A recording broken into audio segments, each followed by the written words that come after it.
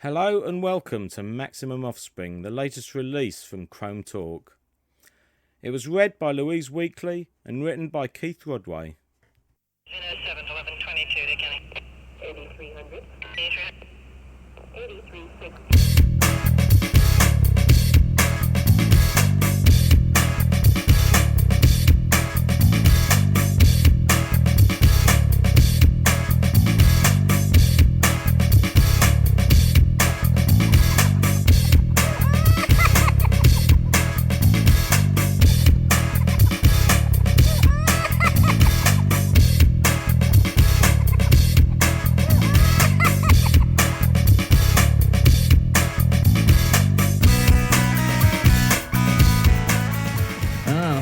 I actually played in a different band with Dexter and our old drummer James, and we're the Clowns of Death. Yeah, and then Dexter stole our drummer, and so that band was no longer. And then they asked me to join, so that was cool. And this band was better anyway. Being a punk has always been an act of rebellion.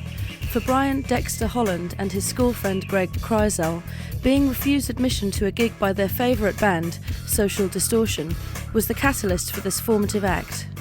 True to the spirit of the movement, they decided there and then to form their own group. Their complete lack of musical experience was irrelevant. Punk had always been a do-it-yourself culture.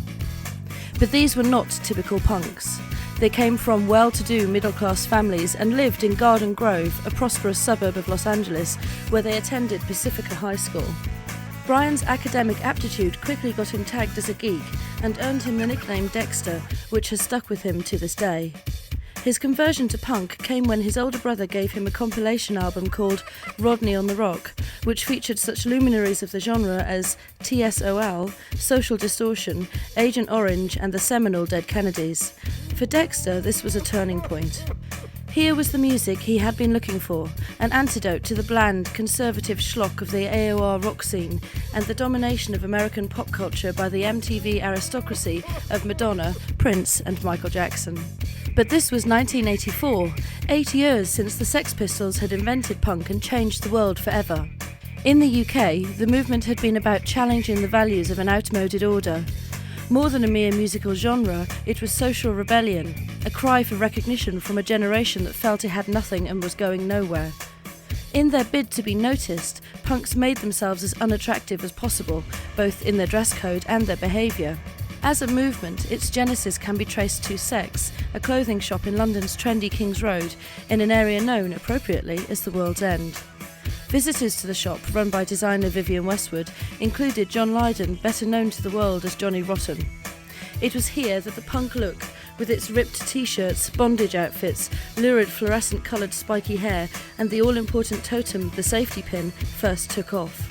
Add to that the classic backlash behaviour of swearing, spitting, and deliberate musical ineptitude, and a movement was born. Fervent media outrage followed.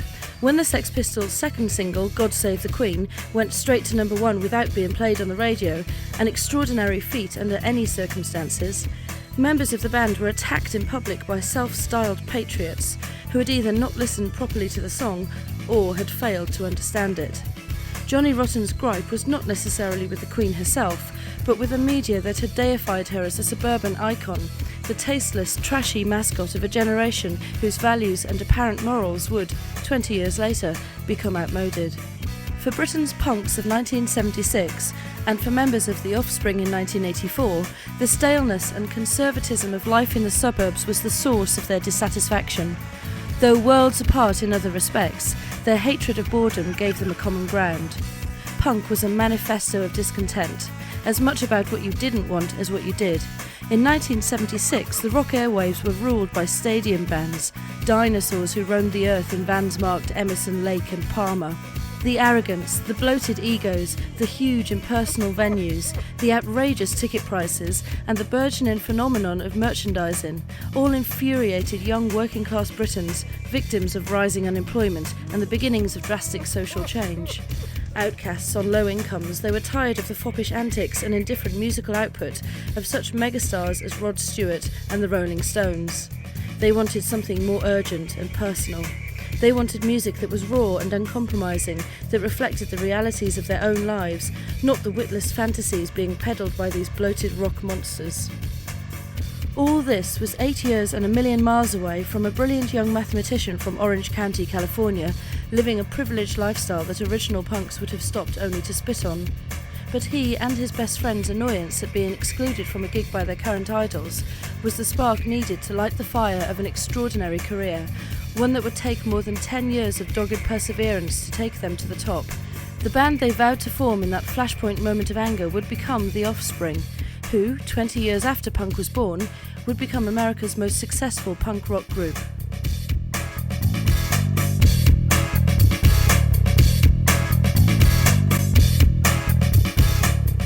Dexter has a hard time writing when we're on the road. Dexter writes the majority of this stuff. So some of the stuff's old too. Some of the stuff has been hanging around in our closets for a while. Stuff that had been written for like 4 or 5 years. By the mid-80s, punk was effectively dead, and had been since the demise of its most notorious star, Sid Vicious, who, in a double whammy of inspired nihilism, had first stabbed to death his blonde girlfriend Nancy Spungen, and then killed himself with a massive overdose of heroin while awaiting trial for her murder. To those that punk was supposed to destroy, the reactionary establishment and its lapdog tabloids, this was proof that they had been right all along, that punk was worthless and destructive, a threat to the morals of the nation's youth. But by this time the dream was over anyway. Margaret Thatcher's economic miracle was about to take Britain into a new era. The 80s said goodbye to the drabness and depression of the 70s and prepared to welcome a culture of renewal and prosperity. In Orange County, California, there was no need for such upheaval, particularly in the area which was home to Dexter and his friend Greg Kreisel. Theirs was a prosperous neighbourhood, free of the stigma of class distinction, social oppression and taste for violence of their British counterparts. They experienced a different kind of dissatisfaction, the boredom felt by those for whom life is too easy. Here there was no financial or social friction, no struggle against poverty and institutionalised prejudice. Dexter compared life in Garden Grove to being beaten over the head with mediocrity. Image was everything. You had to look clean-cut and prosperous, drive a good car, make a good home and forge a career out of being bland and decent. Dexter and Greg Kay were scholars and sports jocks, the very antithesis of the archetypal punk. This was not how it was supposed to be, so a delicate balancing act was required to match their aspirations as musical rebels with their need to succeed at school, to work hard for their more conventional futures. As cross-country runners, they performed for their high school team, and it was here that they were to recruit 2 teammates to complete the first lineup of the group they called Manic Subsidal. With Dexter on lead vocals and guitar, Greg Kay on bass, and other duties handled by their 2 new members, they continued for a year with this format until it became clear that changes needed to be made. Lacking a convincing permanent guitarist, they brought in Kevin Noodles Wasserman, a former graduate of Pacifica High. And as Manic Subsidal's drummer became less and less reliable, concentrating on his studies at medical school and frequently missing gigs, they enlisted 16-year-old Ron Welty as their new drummer. Fears about his relatively young age were offset by his obvious enthusiasm for the music. A stable lineup had been formed. For Dexter and Greg, finding Noodles, whose curious nickname comes from his habit of noodling on the guitar, was like finding a soul brother. Noodles' favourite bands were the Dickies and the Sex Pistols, so his pedigree as a fan was approved. For his part, he found Dexter's appearance and style both baffling and intriguing. To him, Dexter was the ultimate paradox, a high IQ academic in bondage trousers. But it was precisely Dexter's qualities as a high-octane misfit which Noodles found appealing. For him, membership of Manic Subsidal was an exercise in bonding, a gathering of like-minded geeks. Where else could 2 academically proficient sports enthusiasts and a high school janitor, Noodles' day job of choice, get together to share an obsession with music that was considered to be antisocial and frankly, plain stupid? For Greg Kay, his involvement with Manic Subsidal in its early days was as a hobby.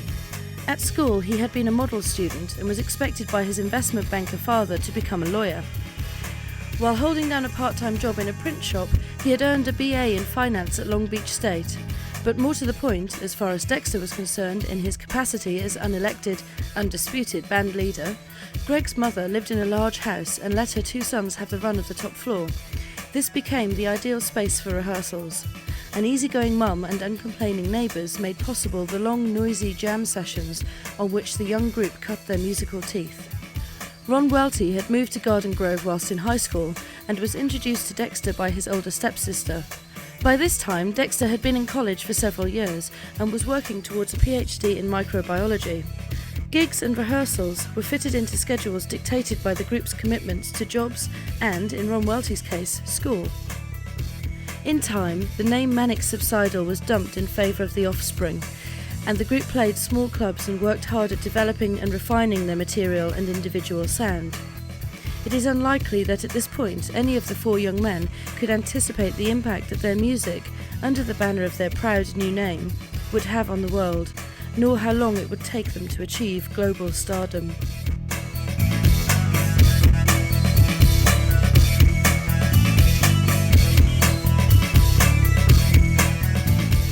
We all get together and listen to this stuff. If there's something that we're against, it's not going to be on a record. You know, we pretty much kind of haggle over this and that. If any one of us is really strongly against something lyrically or musically on a record, it generally won't end up on the record. In 1987, having gained a strong local following and with an eye on getting themselves a recording deal, the Offspring recorded a self-financed single, I'll Be Waiting and Black Ball. It was released as a 7-inch on Black Label Records. Now came the grueling task of sending it out to record labels in the hope of securing a proper deal. At the same time, they tirelessly sold their single to friends, promoted it at gigs, did anything they could to generate interest. It took 2 years to sell 800 of the 1,000 copies that had been pressed up. Finally, in 1989, 2 years after the single had been released, and with a healthy stack of rejection slips to their name, they secured a contract with Nemesis, a local punk label based in Long Beach, California. With distribution covered by San Diego-based Cargo Records, Nemesis seemed to be the answer to their prayers. Fired up by this, their first sign of success, they set out in Dexter Holland's pickup truck on a tour of California, sleeping rough in parks and schoolyards, planning their schedule around school holidays. Things have changed since Elvis's day. Elvis was many things, a gifted and charismatic performer, a potent sex symbol, and as an icon for disaffected teenagers of the late 50s, he might conceivably be considered to be the first punk, had he not been so polite and all-American. But Elvis was no rocket scientist. Dexter Holland, on the other hand, was studying to be the rough equivalent in the world of microbiology, gene splicing rather than designing space probes. A laboratory egghead by day, at night he was the voice of adolescent angst, his lyrics expressing the fears and preoccupations of teenage Californian punk rock fans. In interviews and phone-ins, the group sounded friendly and articulate, relating naturally and unpretentiously to their fans. In Dexter, they had a charismatic leader. With classic American good looks and braided blonde dreadlocks, he was naturally photogenic. Compared to Britain, which legendarily admires the underdog, and for whom punk in the 70s was a celebration of repression, America worships success, self-betterment through achievement as an almost spiritual quest. If it seems difficult to imagine a member of the Clash running a biological test facility, this illustrates a major difference between the two cultures. The Offspring in 1999 looked both successful and accessible, and that counts for a lot. If you watch MTV with the sound turned down, which, bizarrely enough, is often what happens in such places as British fast food shops, you are drawn to performers who exude an air of success. In this respect, Dexter Holland is a natural. This was Cali punk in the early 90s, 4 highly educated young men from prosperous backgrounds, their music an authentic replica of the original sound developed by their British forerunners, trashy, loud and in your face. But ultimately there is little sense of real danger, and compared to the shock rock antics of acts such as Marilyn Manson, The Offspring in 1995 seemed positively conventional. A heritage act, appropriating the sounds and attitudes of an era 20 years in the past. But one of the more intriguing processes of postmodern culture is the blurring of distinctions that makes it possible for anyone to become anything. Convicted lifers get degrees and write books. Prime ministers and presidents can be younger than the Rolling Stones. And, by 1997, a 28-year-old microbiologist would be fronting a band whose album, Smash, had sold more than 9 million copies. But for now, between the release of the first single and the runaway success of their third album, the band faced 6 years of hard work, self-doubt, and continual disappointment.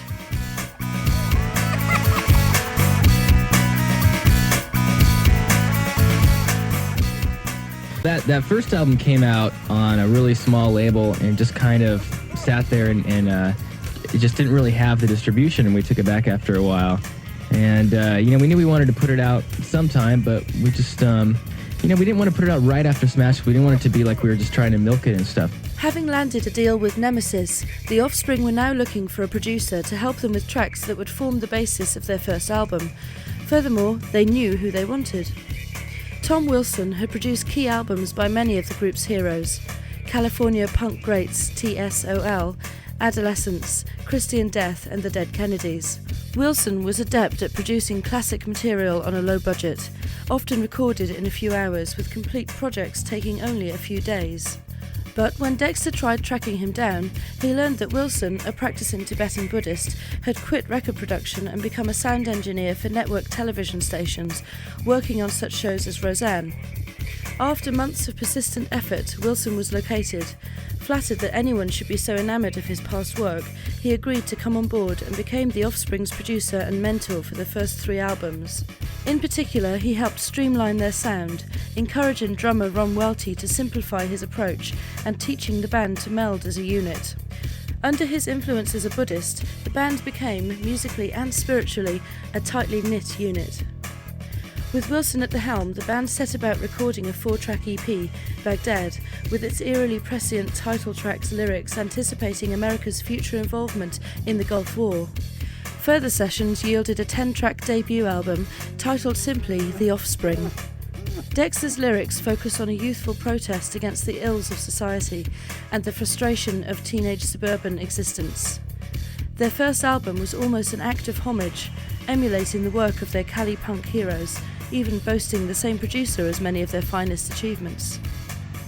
But with all this in place, subsequent events were to prove disappointing. They had produced and paid for the recordings they submitted to Nemesis, and their initial hopes were high.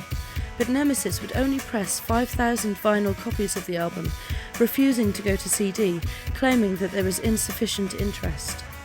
Eventually, the band withdrew the record, and it was reissued in 1995 on Dexter's own Nitro label, with artwork different than the original, whose resemblance to a scene from the film Alien left them open to possible litigation. Despite these problems with Nemesis, work with Tom Wilson went from strength to strength, further paring down and refining their sound, weeding out irrelevant guitar solos, and developing a tight kick-ass rhythm section.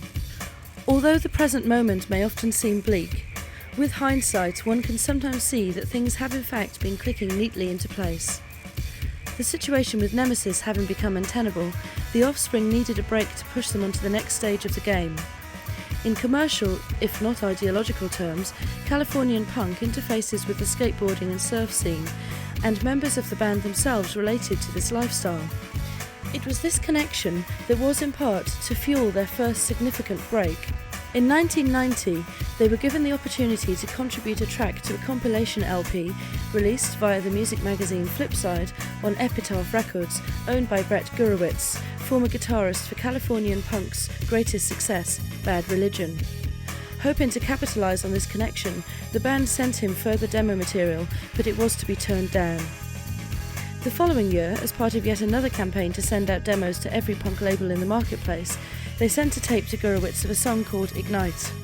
This time, they scored a direct hit. Gurewitz identified in their music the Epitaph sound, energetic, melodic punk with economically structured songs. The band was signed to Epitaph, and the ball began to roll. A new album, Ignition, was recorded, and several tracks were licensed out to videos celebrating the surf punk scene. Naturally, all this action was a source of great delight for the band, who still maintained day jobs or academic careers. Noodles as a janitor, Ron working in a muffin shop, and Greg Kay and Dexter in the run-up to graduation. Dexter, still designing two-headed rabbits with feathers, was close to becoming a doctor of philosophy in microbiology. Initial sales of Ignition were impressive, shifting 10,000 units. With the surf scene video connections, this increased to 46,000 copies in 4 months. The Offspring's particular take on punk, with its catchy metal pop melodies, brought both themselves and the label to a wider, almost mainstream audience, and it was this that began to distance them from the hardcore punk audience, who felt that Dexter's lyrical stance was too soft. Whilst being prepared to take on bad attitude cops in LAPD and the establishment in Forever and a Day, it became obvious through No Hero and Hypodermic that his views on suicide and intravenously injected drugs were negative. This, of course, meant that he was not a real punk, disinclined as he was to really suffer or give up his life for the cause, to make a symbolically grand exit from the society he apparently despised. And with Ignition's sales eventually totalling an amazing 380,000, this is hardly surprising. Far from being a self-loathing loser given to mutilating himself with his dad's power drill or indulging in such credibility-boosting events as gunning down the customers in his local McDonald's, he was a young man on the verge of stardom. Meanwhile, the band toured their new album, hacking up and down the country in their green Holiday Inn bus. The nearest they got to self-abuse was having to endure long winter journeys with a broken heater. But it was now 1994, 10 years since the former Brian Holland and his friend Greg Kreisel had vowed to counter their frustration at being denied entrance to a gig by their local heroes by forming their own band. And with the release of their breakthrough album Smash just a few months away, the bad times were soon to be a thing of the past.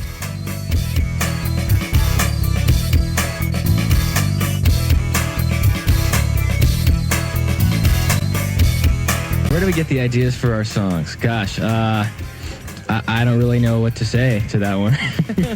Just a lot of different places, I guess. I guess. Dexter watches an inordinate amount of TV. Talk TV. Radio play has always been central to any kind of success in the fickle and unpredictable world of pop music. You can have the best songs, the tightest band, the best rehearsed stage show in the world, but it might all be for nothing without airplay. In Britain, for a band such as the Offspring, this largely means being played on Radio 1. Local stations can be useful in cementing a regional following, but at a provincial level this rarely involves an audience of any considerable size. But in America it's a different story.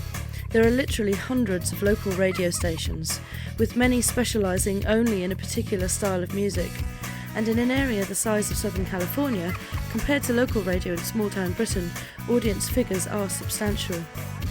So the fortunes of the band rocketed in April 1994 when LA's top rock station, K-Rock, put Come Out and Play, the first single from their new album Smash, into regular rotation, playing the song every 3 to 4 hours in the first week.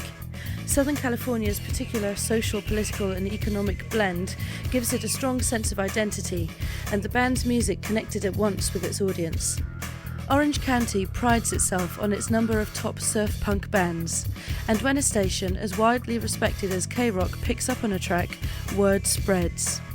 Soon the song was receiving airplay across the country, and the group effectively became an overnight sensation, rocketing from local cult favourites to players on the national stage. Dexter, Noodles, Greg and Ron were soon to leave behind their years of struggle and uncertainty. They would emerge as mainstream rock celebrities. Smash was a canny title in every sense.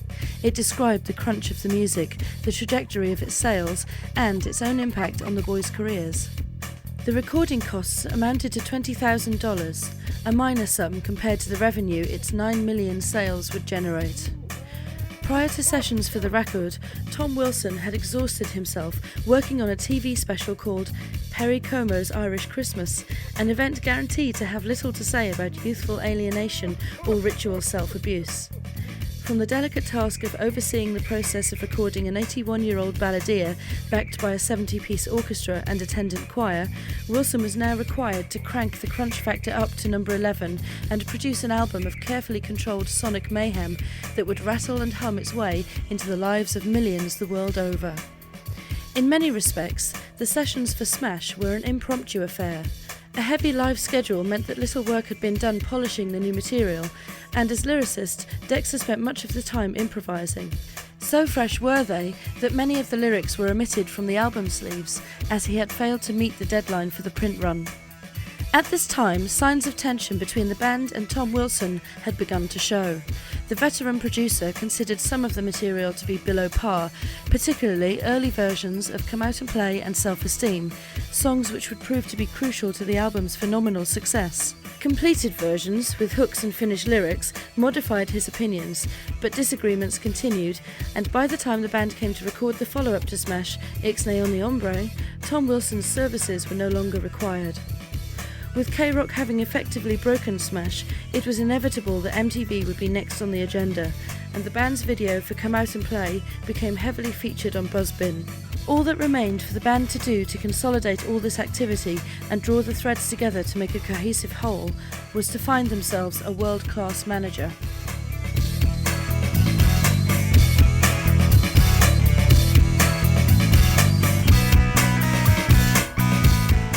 We really don't practice unless we really have to, which means like we might practice maybe two times 2 days right before we go on tour or something. Really. In the fickle and unpredictable world of pop music, overnight success is not necessarily a blessing. Jim Gurenot had begun as a concert promoter at Orange County's University College at Irvine in the late 70s. He had progressed to management and had represented Social Distortion, the Offspring's all-time favourite band. In the 80s, he had moved to A&M, owned by legendary loungecore trumpeter Herb Alpert, whose Tijuana Brass had scored a few top 10 hits in the 60s, and his partner Jerry Moss. A&M had a reputation for being dull and conservative, home to the Carpenters. Though the label had briefly scored a hit on the punk credibility scale in the late 70s, when it had signed the Sex Pistols, before letting them go shortly afterwards, when it realised it had taken on more than it could handle. A copy of Anarchy in the UK on A&M still fetches fantasy figures on the collector circuit. But Gurenot had quickly tired of life at A&M, citing the treadmill of commerce over art as his reason for leaving. Ever since the Beatles had employed hotshot American lawyer Alan Klein to unravel their chaotic finances in the wake of Brian Epstein's death in the late 60s, major record companies have tended to be dominated by attorneys and accountants, who are mainly concerned with returning a fat profit for their company's stockholders. When Jim Gurenot came on board as the Offspring's manager, he put them straight out on the road. Knowing that overexposure can turn a band into the flavour of this month to be bled dry and put on the scrap heap next month, he turned down several prestigious offers, including Saturday Night Live, The Late Show with David Letterman, even the cover of Rolling Stone. He preferred the direct approach of literally taking the music out to the people. The band spent 18 months playing everything from score dances to stadium gigs to the Glastonbury Festival. Surfing the wave of hype surrounding their new LP, they became one of the hottest live acts on the circuit. By August 1994, 4 months after its release, Smash had sold over 1 million copies. For the group, fame on this kind of scale had never really been a priority. Noodles Wasserman said, "After a while I stopped looking at the charts. It was too weird and far beyond anyone's expectations." The band's catchy pop metal songs, their unconventional appearance on stage, with Dexter wearing on one occasion a two-piece suit, and Noodles' industrial-strength glasses making his eyes seem unnaturally huge, had enabled them to cross over into the mainstream rock market. And they retained in their music enough of their original punk ethos to satisfy their loyal fans. This was a period of transition, from goofball surf punks out to play the music they loved, to world-class entertainers, with all the attendant hoopla of awards ceremonies, celebrity phone-ins and MTV specials. Inevitably, there was a backlash amongst the hardcore fraternity, who felt that any kind of success contravened the punk credo.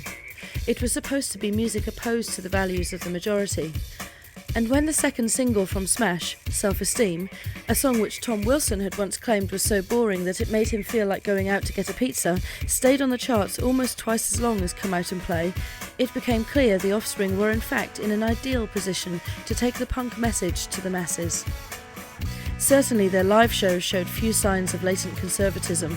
Stage diving was actively encouraged. Fans were allowed up on stage to pogo, and Dexter regularly launched himself into the mosh pit to surf the heads of ecstatic fans.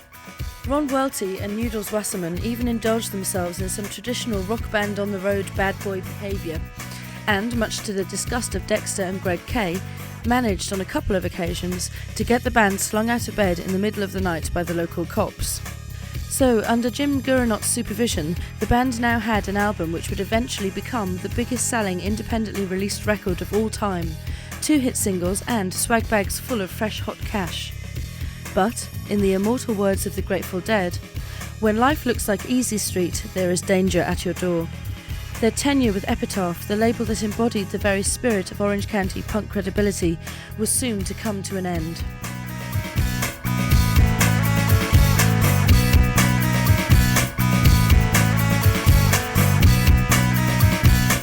Find music you love to play and do it, and do it with people that love to play the same style. To this day, Brett Gurewitz claims to be mystified at the Offspring's decision to leave Epitaph. Confusion surrounded the split. Smash had reached number 4 on the Billboard chart and had become Orange County's most successful pop act since the Righteous Brothers had hit big in 1965 with You've Lost That Loving Feeling. The album's success had put a figure approaching 20 million into Epitaph's account. Debate still raged among the self-styled true punks concerning the Offspring's alleged sellout, with Dexter replying that all that elitist crap is what caused punk rock to start in the first place. The band claimed that their split from Epitaph was not about money, yet cite their reason to leave as having been cut out of negotiations by Brett Gurewitz to sell the label onto a major to raise cash.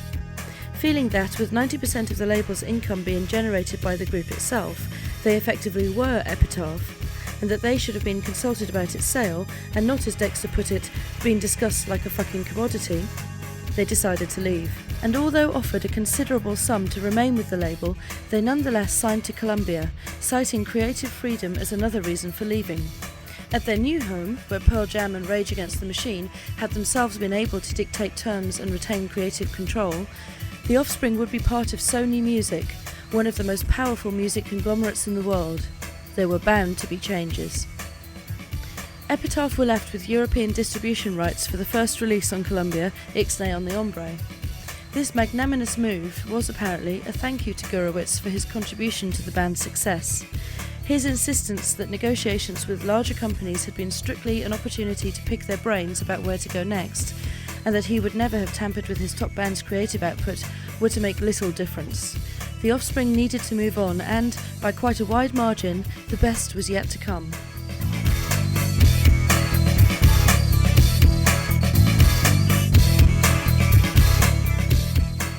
There's something, we gotta say, though, is that hombre is a Spanish word, so it is ixnay on the hombre. It is hombre, yes. It rolls off a little bit better, though. Ixnay on the hombre. That's right, Things that's like right. that. That's right. So, ixnay being Pig Latin for nix, meaning get rid of, hombre, man, as in quotes, the man. So, I don't know. I can't cuss, right? I can't say what it really means, but you kind of get the idea, F right? the man. Okay. Forget the man. Sure, right. That's what it means. Brian Dexter Holland was born on December the 29th, 1966. He is now married to Christine Luna of the Lunachicks. Kevin Noodles Wasserman was born on February 4th, 1963, and has a 9-year-old daughter named Chelsea. He is a keen extreme sports enthusiast. Greg Kreisel, otherwise known as Greg K, was born on January 12, 1965, and has a BA in Finance from Long Beach State University. His interests include golf and collecting hats. He likes fans to throw them to him on stage. Ron Welty was born on 1st of February 1971, has a child named Trevon, and is also the drummer in a band called Spinning Fish. These are the people who would, between 1997 and 1999, rise to become America's foremost pop metal group. In 1995, Dexter and Greg Kay started their own label, Nitro Records, which soon became Dexter's sole responsibility. The aim was to release records by lesser-known punk bands who had been unable to get the breaks they deserved. Dexter also hoped to re-release classic records by his heroes, bands like TSOL. In the autumn of 1996, work began on the first album for Columbia, Ixnay on the Hombre, being roughly translated as Fuck the Man. In place of Tom Wilson, the band selected as their new producer Dave Jerden, who had worked with the Red Hot Chili Peppers and the Rolling Stones. More crucially, he had also been responsible for breakthrough recordings by Alice in Chains and Jane's Addiction, but it was Jerden's no-bullshit approach which appealed to the band, and his ability to do his job without imposing his own ego on the project. The Offspring were now in a position to put behind them playing in damp toilets to single-figure audiences once and for all.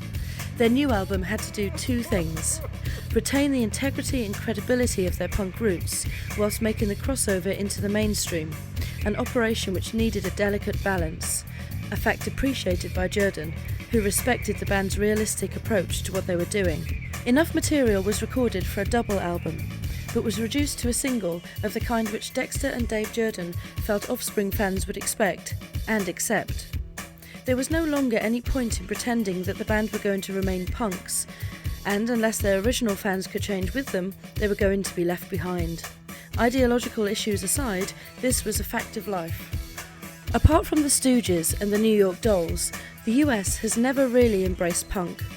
When London was going apeshit over the Pistols, the Clash and the Damned, America was either blanding out to the Eagles and Fleetwood Mac, or getting self-consciously arty with Talking Heads, Television and Patti Smith. The Ramones and Richard Hell had been close to the real thing, but it was not until Nirvana at the end of the 80s that America finally took to its heart a band which placed sonic anarchy firmly on the agenda. In addition, Kurt Cobain's abilities as a writer of memorable, authentic songs gave him access to a wide audience, culminating in the superb set for MTV Unplugged. It was Nirvana's success which opened the door for those hardcore bands with a more melodic sense, and it is unlikely that groups like Green Day, Rancid and The Offspring would have flourished so easily without them. The success of Smash had placed The Offspring way ahead of the game, leaving behind punk's foremost operators, NoFX and Bad Religion overnight. Ixnay on the Hombre had to consolidate that advantage. Dexter knew that, whereas before he had been able to wing it lyrically, singing pretty much anything that came into his head, this time out his songs would come under massive scrutiny. The record was not the work of naive, idealistic teenagers on a lucky break, gobsmacked and hysterical. The band had been doing this for more than 10 years. 3 of them were in their early 30s and 2 were parents. Ixnay reflects this maturity, containing strong ironic elements. Punk icon and Dead Kennedys frontman Jello Biafra's spoken disclaimer at the opening of the album, Dexter's jabs at the genre's lack of humour, and songs which had begun to mock teen cynicism rather than wallow in it. Changes to their personal image were made. Gone was Dexter's long braided hair in favour of a far more contemporary style, more obviously the work of a hair artist than a small-town barber. The full makeover for the entire band was put in place. These were people now being groomed professionally for their new life as international megastars. But this was still only 1997, and although the single All I Want achieved modest action, making a crucial UK breakthrough, entering the chart at number 23 before its inglorious subsequent departure, the album met with what is usually known as mixed reviews. Ixnay went on to sell 3 million copies, not bad in its own right, but not the runaway success that all involved had hoped for. Now relieved of the curiously exhilarating yet ultimately pointless task of crawling up and down the country in their battered van, often playing gigs, even at the height of their success with Smash, to fewer than 100 people, they were now playing gigs where people actually turned up on a real tour bus with backstage riders that allowed them, if they felt so inclined, to powder their noses at the chalice of Charlie White, to throw food up the walls, indulge themselves in temper tantrums, and scoop up an armful of assorted babes for a session of relaxation therapy at the end of a long, hard day. So far, so good. They had left Epitaph for Columbia, taking with them a deal which would net them less money but give them more freedom, and the question now was, how best to capitalise on it? In fact, their transition from authentic punk heroes to fully paid-up pop stars was almost complete.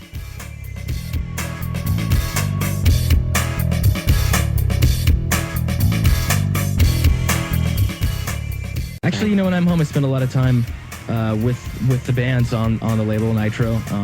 It's a small label that has bands like Guttermouth, The Vandals, AFI, Jagged Revenge, and One Hit Wonder. He's lying. He's got this full-on bachelor pad setup. He's married, but whatever. Music stripped to the bone, free of the tawdry, superficial appeal of staple pop and rock. Music that kids can keep for themselves, away from adults brought up in the 60s or 70s who think they have a monopoly on knowing when the world was hip. Sad people, stuck in some distant past, irrelevant and outdated.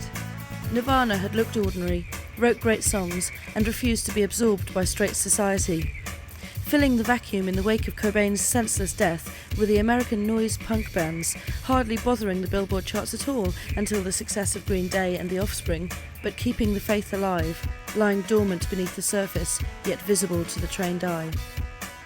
Like British punk in its heyday, it's very much a white thing. Though there is a Hispanic presence in the punk scene, Afro-Americans are barely represented at all. They don't need to be, as rap has been an effective outlet for Black American street culture for over 20 years, reaching back as far as the Lost Poets, a jailhouse vocal group from the late 60s, whose members were activists imprisoned in the struggle for racial equality. But like the original British punks, who embraced reggae and dub and gave rise to the two-tone ska craze of the early 80s, rock and hip-hop have no problem with the occasional collaboration. Aerosmith and Run DMC's classic mega-hit Walk This Way, Ice-T's body count meshing of hardcore rock and rap, the apparently unlikely meeting of minds of Anthrax and Public Enemy, and even R.E.M. in their sad transformation from the world's most urgent rock band to fey hippie pop minstrels engaged the services of rapper KRS-One for Out of Time's insipid opener, Radio Song. And the Beastie Boys, probably America's most consistently creative and genre-bending rock band, are the classic white purveyors of funk and beatbox-based pop grooves. Pretty Fly for a White Guy was the first single to be lifted from the Offspring's second album for Columbia, Americana, and was an instant worldwide hit. With its central character an uncool, street-unwise wannabe hipster, this glorious slab of punchy meta-metal power pop acknowledges the fact that it's tricky trying to be fly and a white guy. With the Latino vibe of its first few bars and its self-deprecating ironic humour, the group, whilst not formally plundering the style of Black American music, had at least acknowledged cultural disparities. The sad white guy living in denial, who wants to be as hip as the black boys in the hood, is an inspired creation, and catapulted the Offspring into the hallowed realms of the pop mainframe. The phrase, "and all the girlies say I'm pretty fly for a white guy," resounding the world over, and finally becoming the soundtrack for a glossy TV commercial, perhaps the ultimate sign of mainstream breakthrough. You don't have to know anything about the esoteric world of American punk subculture to get the point of Pretty Fly. And that's the mark of all great pop. Music with instant appeal that is non-elitist and fun. Nearly half a century ago, Elvis Presley took the sound of black music and transformed it into something which the inherently racist white radio stations could play without upsetting their listeners. Fortunately, a lot has changed since. And although the Offspring will never be true rock and roll heroes, they're too well educated, far too clean, and don't do drugs. They have taken the teenage sound of the suburbs and have driven a wedge between the staid, unimaginative world of radio-friendly American rock and the netherworld of teenage lifestyle punks, bringing with them the grit, energy, and raw urgency of the bands who were once their peers, but from whom success has now far outdistanced them. With Americana having gone platinum and the new single Why Don't You Get a Job riding high in the UK charts, the band have capitalised on their strengths and have completed the transition from small-town wannabes to major players in the international arena. Hardcore punks will snort in disgust, but for Dexter Holland, Greg Kay, Noodles Wasserman and Ron Welty, the reactions of intransigent purists is irrelevant. Time will tell if their example will be a wake-up call to the worldwide record-buying public, or whether they will have had their moment of glory and will simply decline into a slow fade like so many before them. True punks or just another pop band, it doesn't matter. The Offspring have brought fun and irreverence to American rock music, and that is no slight achievement.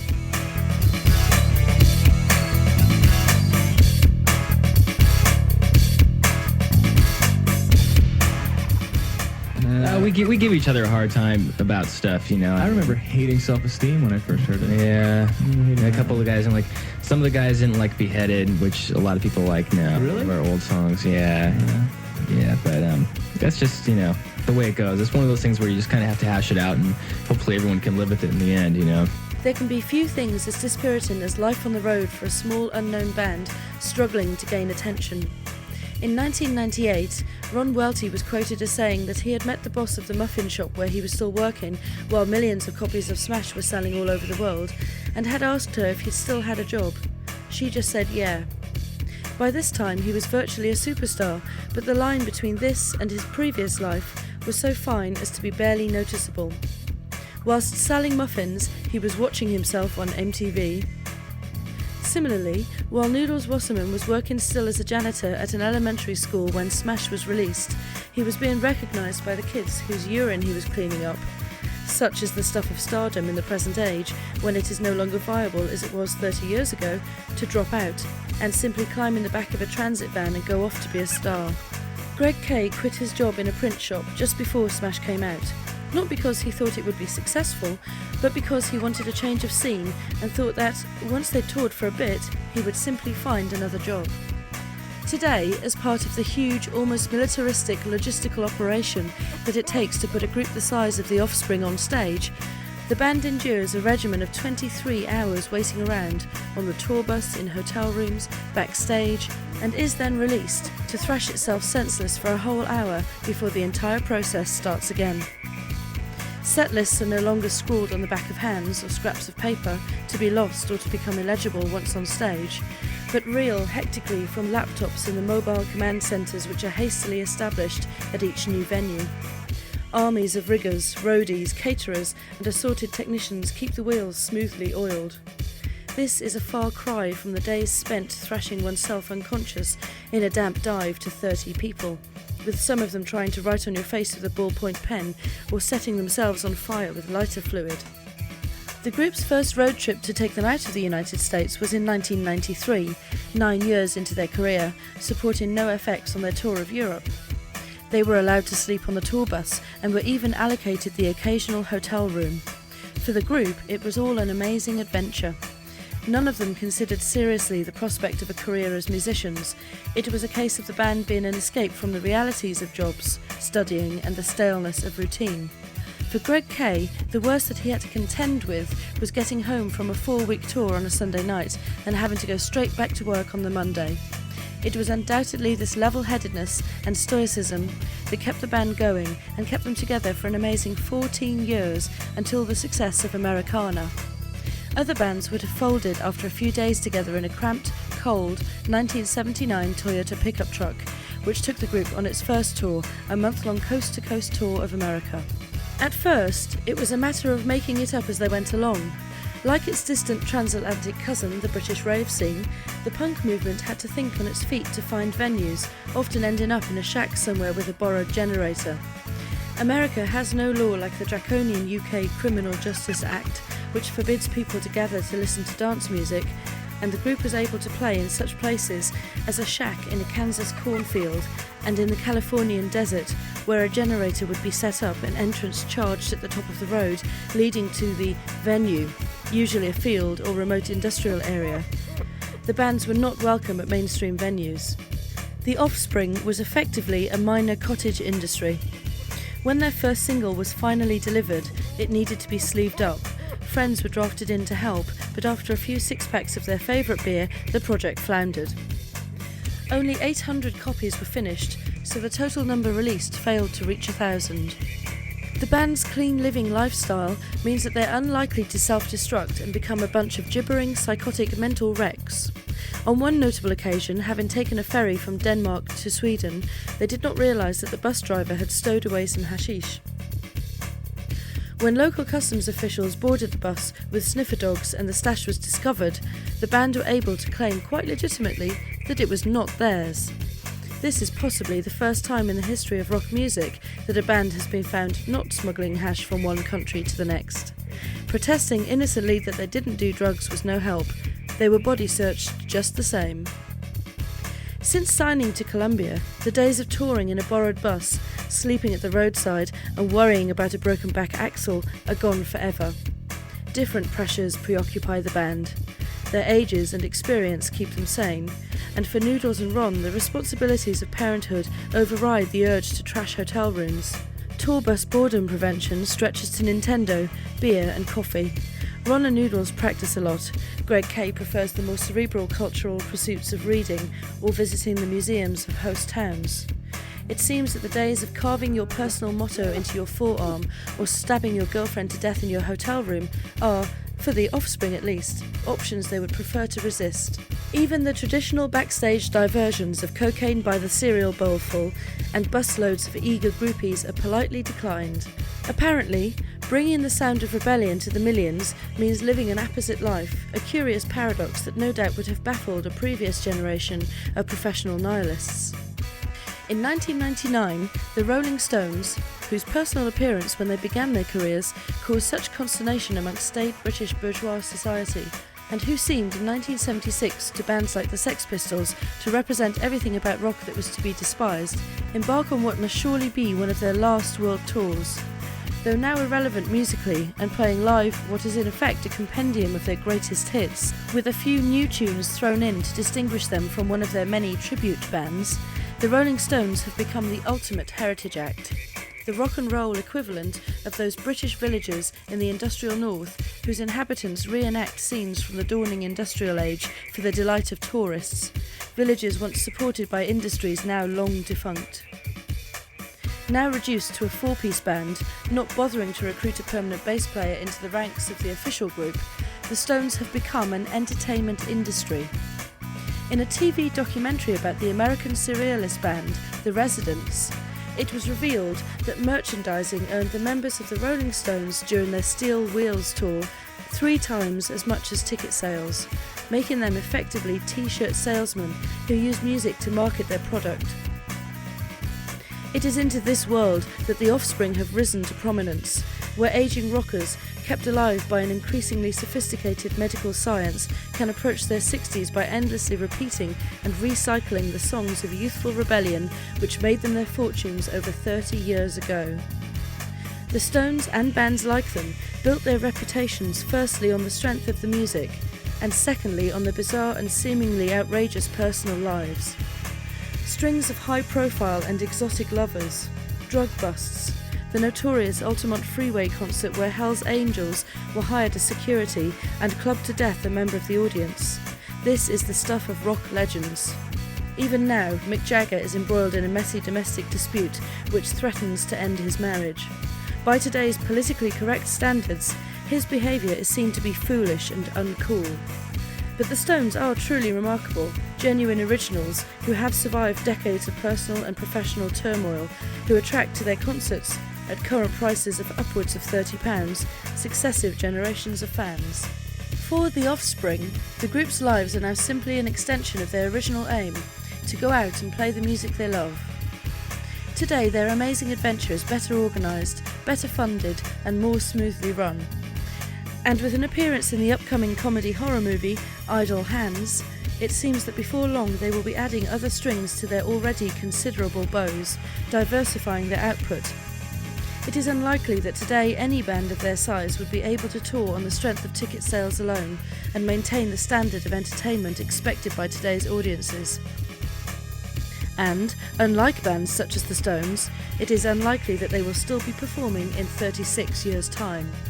And for Dexter Holland, reading an article in which a band complains that, for the first year they played to only 25 people, reminds him that this was how they spent the first 10 years of their own career. The Offspring are, above all, well-adjusted and intelligent professional entertainers, the proud product, ironically, of the very society they began by kicking against. Determination in the face of discouraging odds, and the will to keep on keeping on, year after year, playing the music they believed in, has given them the wisdom to ensure they don't lose the plot of their own lives. For the Offspring, there seems little chance of that happening.